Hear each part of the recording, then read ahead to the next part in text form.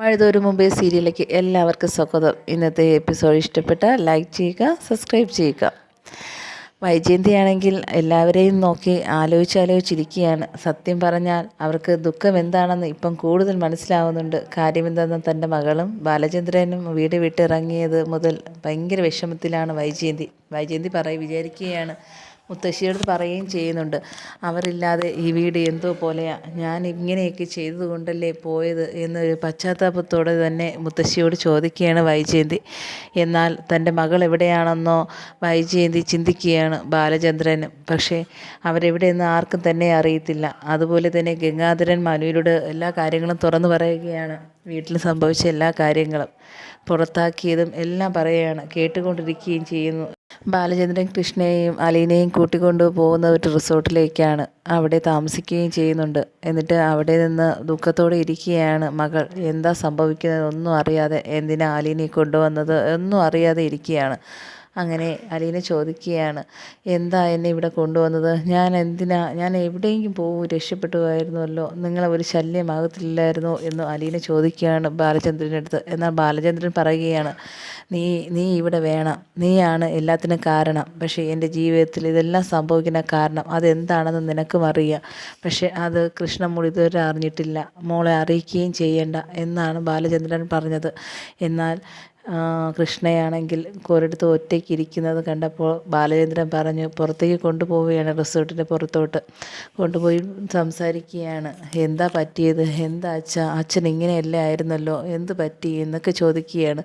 അപ്പോൾ ബാലചന്ദ്രൻ പറയുകയാണ്, അത് എനിക്ക് അറിയാം മകളെ, നീ ഒന്നും അറിയണ്ട, എനിക്കുള്ള കാര്യങ്ങളെല്ലാം എൻ്റെ മനസ്സിലുണ്ട്. പക്ഷേ അലീനയാണെങ്കിൽ ഒരു പാവം കുട്ടിയാണ്, നീ അലീനയെ വേദനിപ്പിക്കരുത്. നീ പണ്ട് എങ്ങനെയാണോ അലീനയെ സ്നേഹിച്ചത് അതുപോലെ തന്നെ സ്നേഹിക്കണം. അപ്പോൾ കൃഷ്ണ പറയുകയാണ്, ഇല്ല, എനിക്ക് അതുപോലെ അംഗീകരിക്കാൻ പറ്റില്ല. എൻ്റെ അമ്മയും എല്ലാവരും കൂടി ഓടിച്ചു വിട്ടത് കാരണം എന്താണെന്ന് എനിക്കും അറിയാം, അച്ഛനും അറിയാം. പക്ഷേ അച്ഛൻ എന്താ ഇങ്ങനെ സംസാരിക്കുന്നത്, എനിക്കതാ മനസ്സിലാവാത്തതെന്ന് വീണ്ടും എടുത്ത് ചോദിക്കുകയാണ് കൃഷ്ണ.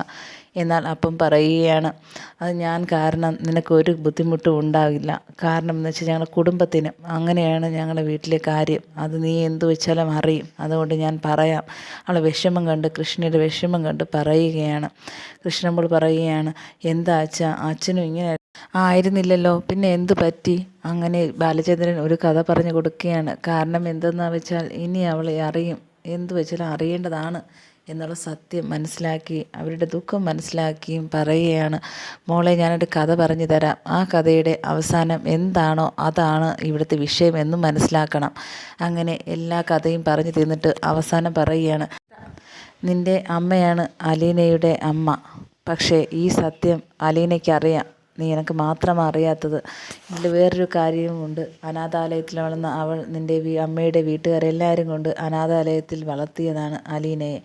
അവിടെ നിന്നാണ് അലീന നമ്മുടെ വീട്ടിലേക്ക് വന്നത്. എന്നാൽ അവിടെയും ദുഃഖവും ദുരിതവുമായിരുന്നു. ഇപ്പോഴും അവൾക്ക് ഒരു ശരണവുമില്ല. ഒരു വേലക്കാരിയെപ്പോലെ താമസിക്കേണ്ടി വന്നു നമ്മുടെ വീട്ടിൽ. പക്ഷേ അതെല്ലാം മനസ്സിലാക്കിയിരുന്നു ഞാൻ. എനിക്ക് അതുകൊണ്ടായിരുന്നു എല്ലാ അസുഖങ്ങളും വരാനുള്ള കാരണവും. അത് ആർക്കും തന്നെ അറിഞ്ഞുകൂടായിരുന്നു. ഇത് ഇപ്പോൾ മോൾ അറിയുന്നു എന്നും പറയുന്നുണ്ട് ബാലചന്ദ്രൻ. എന്നാൽ ഈ സത്യം അറിഞ്ഞുകൊണ്ട് ഞെട്ടലോടെ ഇരിക്കുകയാണ് കൃഷ്ണ പറയുന്നുണ്ട്, അപ്പോൾ എൻ്റെ സ്വന്തം ചേച്ചിയാണോ അലീന? അപ്പോൾ ബാലചന്ദ്രൻ പറയുകയാണ്, അതെ, സ്വന്തം ചേച്ചി തന്നെയാണ് അലീന. അതുകൊണ്ട് സ്നേഹത്തോടെ പെരുമാറുകയും ചെയ്യണം. കാരണം എന്തെന്നാൽ അവൾ ദുഃഖത്തോടെ വളർന്ന കുട്ടിയാണ്. അനാഥാലയത്തിലായിരുന്നാലും നമ്മുടെ വീട്ടിലായിരുന്നാലും. അതുപോലെ തന്നെ ഇനി നീ സ്വന്തം ചേച്ചി പോലെ കാണണം നീ. അതുകൊണ്ടാണ് അലീനയെ വീട്ടിൽ നിന്ന് പുറത്താക്കിയിട്ട് ഞാൻ കൂടെ ഈ കാറും എടുത്ത് അവളെ ബേക്കിൽ വന്നത്, അവളെ കൂട്ടിക്കൊണ്ട് വരാൻ. കാരണം എന്തെന്നാൽ അവൾ ഒറ്റപ്പെടാൻ ഇനി അനുവദിക്കാൻ പാടില്ല. കാരണം അത്രയും ദുഃഖമേറിയ കൊച്ചാണ് എന്നൊക്കെ പറയുകയാണ് ബാലചന്ദ്രൻ. ഈ നിമിഷം പൊട്ടിക്കരഞ്ഞുകൊണ്ട് കൃഷ്ണ പറയുകയാണ്, എൻ്റെ സ്വന്തം ചേച്ചിയാണോ ഇത്രയും മുമ്പ് എൻ്റെ കൺമുന്നിൽ ഉണ്ടായിരുന്നത്? എന്നിട്ട് ഞാൻ ദേഷ്യത്തോട് പെരുമാറിയിട്ടുണ്ടായിരുന്നു, ഒന്നും എനിക്കറിയില്ലായിരുന്നു. ബാലചന്ദ്രൻ പറയുകയാണ്, ഇനിയെങ്കിലും സ്വന്തം ചേച്ചിയെപ്പോലെ പെരുമാറണം. അവൾക്ക് സ്നേഹം കിട്ടാത്ത കുട്ടിയാണ്, അങ്ങനെ വളർന്നതാണ്. അതുകൊണ്ട് ഇനി നമ്മളാണ് അവൾക്ക് സ്നേഹം കൊടുക്കാൻ വേണ്ടി ഉള്ളത് എന്ന് മനസ്സിലാക്കിക്കൊണ്ട് വീണ്ടും ബാലചന്ദ്രൻ ഓർമ്മിപ്പിക്കുകയാണ്. വീട്ടിൽ എന്താ ചിന്തിക്കുന്നത്, എന്താ കാണിച്ചു കൂട്ടുന്നത് ഒന്നും അറിയത്തില്ല വൈജയന്തി ആണെങ്കിൽ ആകെ വിഷമത്തിൽ നടക്കുകയാണ്. എന്ത് ചെയ്യണമെന്നറിയാതെ മോളെയും ബാലചന്ദ്രനെയും കാണാതെ. എന്നാൽ മുത്തശ്ശിയും പറയുന്നുണ്ട്, എല്ലാത്തിനും കാരണം നീയാണ്. എല്ലാവരെയും കുറ്റപ്പെടുത്തലുകളും കേട്ടുകൊണ്ടിരിക്കുകയാണ് വൈജയന്തി. എന്നാൽ ബാലചന്ദ്രനാണെങ്കിൽ മോളെയും കൂട്ടി പോവുകയാണ്. കൃഷ്ണയും ഒത്ത് അകത്തേക്ക് പോയപ്പോൾ അലീന നല്ല ഉറക്കത്തിലാണ്.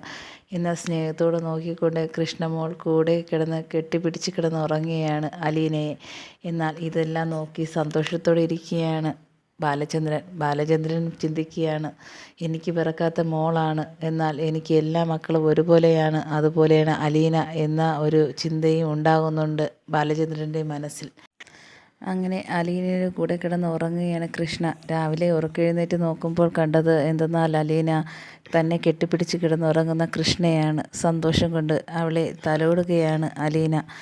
എന്നിട്ട് എഴുന്നേറ്റ് പോവുകയാണ്. അപ്പോഴത്തേക്കും ബാലചന്ദ്രൻ നിൽക്കുന്നുണ്ട്. ബാലചന്ദ്രൻ പറയുന്നുണ്ട്, അച്ഛാ, എൻ്റെ അടുത്തായിരുന്നു കൃഷ്ണമോൾ കിടന്നത്, എന്നാൽ എൻ്റെ അടുത്ത് സ്നേഹമുണ്ടെന്ന് എനിക്കിപ്പോൾ മനസ്സിലായി എന്ന് പറയുകയാണ് ബാലചന്ദ്രൻ്റെ അടുത്ത്.